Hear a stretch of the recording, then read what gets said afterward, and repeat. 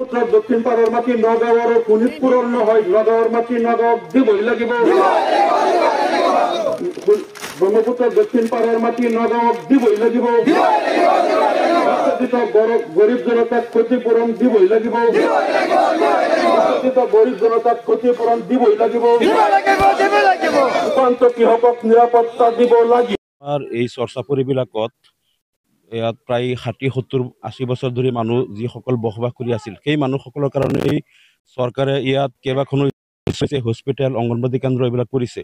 তাৰপিছত হঠাৎ যোৱা বছৰ এই চৰ্চাপুৰীবিলাকত উচ্ছেদ কৰি মানুহক তাৰ পৰা খেদি পঠিওৱা হ'ল আৰু স্কুলবিলাক তাত ফৰেষ্ট অফিচ কৰা হ'ল, কিছুমান ভাঙি দিয়া হ'ল। গতিকে আমাৰ প্ৰথম কথাটো হ'ল, যদি মানুহবিলাক অবৈধ আছিল তেনেহ'লে আগতে চৰকাৰে ইমান কোটি কোটি টকা খৰচ কৰি স্কুল আৰু হস্পিটেলবিলাক কিয় কৰিছিল? আৰু যদি মানুহবিলাক বৈধ আছিল, তাৰ কাৰণে এই স্কুলবিলাক কৰা হ'ল ল'ৰা ছোৱালীৰ কাৰণে, তেনেহ'লে হঠাৎ কেনেকৈ অবৈধ হ'ল তেওঁলোকক খেদি পঠিয়ালে? আৰু আমাৰ দ্বিতীয় দাবীটো হ'ল, ব্ৰহ্মপুত্ৰ নদীৰ দক্ষিণ পাৰে নগাঁও জিলা আৰু ইয়াত শোণিতপুৰ জিলাই আহি পেলাই সীমা নিৰ্ধাৰণ কৰি গোটেই চৰ্চাপুৰী এই এলেকাবিলাক শোণিতপুৰৰ বুলি তেওঁলোকে ইয়াত সীমাত তেওঁলোকে খুটি পুতি গোটেই উচ্ছেদবিলাক শোণিতপুৰে চলাই আছে। নগাঁও জিলাৰ প্ৰশাসনৰ ইয়াত একো হাতেই নাই। গতিকে আমি সৰুৰে পৰা জানো ব্ৰহ্মপুত্ৰ নদীটো নগাঁও আৰু শোণিতপুৰ জিলাৰ সীমা। গতিকে নদীৰ দক্ষিণ পাৰে শোণিতপুৰ জিলা ইয়াত আহিব নোৱাৰে। ইয়াত যদি উচ্ছেদ কৰিব লাগে, কি কৰিব লাগে, নগাঁও জিলাই কৰিব। গতিকে এই কথাটোত শোণিতপুৰ জিলাই যিটো আগ্ৰাসন চলাইছে, এইটোৰ আমি প্ৰতিবাদ কৰিছোঁ।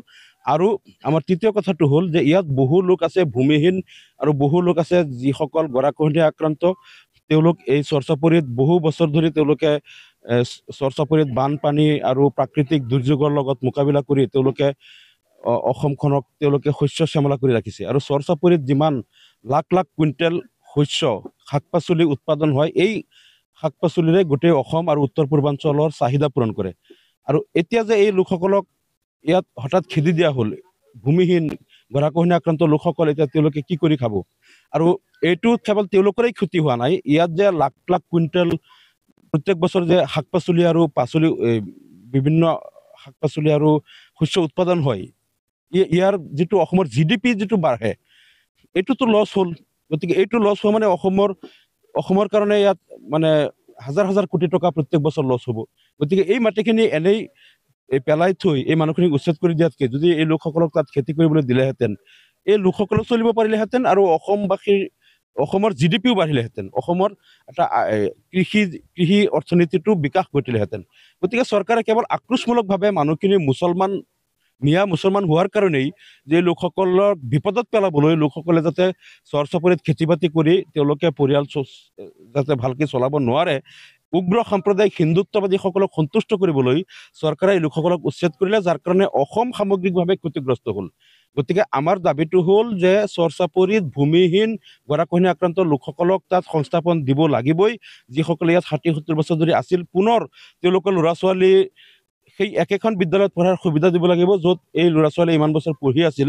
এতিয়া ল'ৰা ছোৱালীবিলাক আজি তেওঁলোকে বিদ্যালয়বিহীন হৈ গ'ল, তেওঁলোকৰ লিখা পঢ়া বন্ধ হৈ গ'ল। এই ল'ৰা ছোৱালী তেওঁলোকৰ যিটো মৌলিক অধিকাৰ, শিক্ষাৰ অধিকাৰ বঞ্চিত হ'ল। গতিকে চৰকাৰৰ যিটো দমনমূলক আক্ৰোশমূলক নীতি, তাৰ বিৰুদ্ধে আমি প্ৰতিবাদ কৰিছোঁ।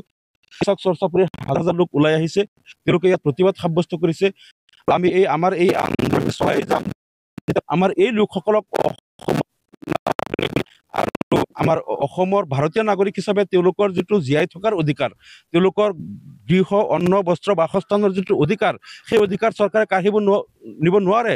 যদি কিবা কাৰণত চৰ্চাপুৰীত চৰকাৰৰ কিবা কাৰণত প্ৰয়োজন হয়, সেই মাটিখিনি নিবলৈ হ'লে এই লোকসকলক ক'ৰবাত বিকল্প সংস্থাপন দি, ভূমিহীন লোকসকলক ক'ৰবাত মাটি বাৰী ঘৰ বনাই দি তেওঁলোকক তাৰ পিছত এইটো খালী কৰিব লাগে। কিন্তু চৰকাৰে সেই চৰকাৰৰ দায়িত্বটো পালন নকৰে, যধে মধে উচ্ছেদ কৰি তেওঁলোকক খেদি পঠিয়ালে আৰু লোকসকলক এতিয়া তেওঁলোক জীয়াই থাকিব নোৱাৰাৰ দৰে এটা অৱস্থা হ'ল।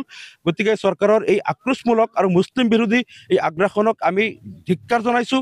আৰু আমাৰ এই আন্দোলন চলিয়ে থাকিব যেতিয়ালৈকে লোকসকলক ভাৰতীয় নাগৰিকৰ মৰ্যাদা দিয়া নহ'ব, যেতিয়ালৈকে তেওঁলোকক ভূমিৰ অধিকাৰ দিয়া নহ'ব।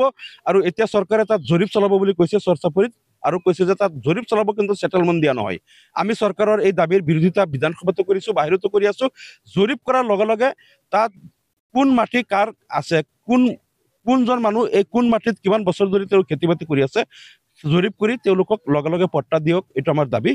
নহ'লে আমাৰ এই আন্দোলন কিন্তু আমি কেৱল আজি চৰ্চাপুৰীত হৈছে, এই আন্দোলন আমি চাৰ্কুল পৰ্যায়ত হওক বা আমি জিলা পৰ্যায়ত হওক ৰাজ্যিক পৰ্যায়ত হওক আন্দোলনটো আমি আগুৱাই লৈ যাম। চৰ চাপৰি মানুহক মানুহ বুলি গণ্য কৰিবই লাগিব, তেওঁলোকক ভূমিৰ অধিকাৰ দিব লাগিবই, আৰু তেওঁলোকৰ ল'ৰা ছোৱালীৰ শিক্ষাৰ অধিকাৰৰ পৰা বঞ্চিত কৰা নচলিব। আৰু তেওঁলোকৰ যিসকলৰ জন্ম চৰ চাপৰিত তেওঁলোকৰ পৈতৃক ভেটিত তেওঁলোকক পুনৰ সংস্থাপন দিব লাগিব, অন্যথা আমাৰ এই আন্দোলন আৰু তীব্ৰতৰ কৰা হ'ব।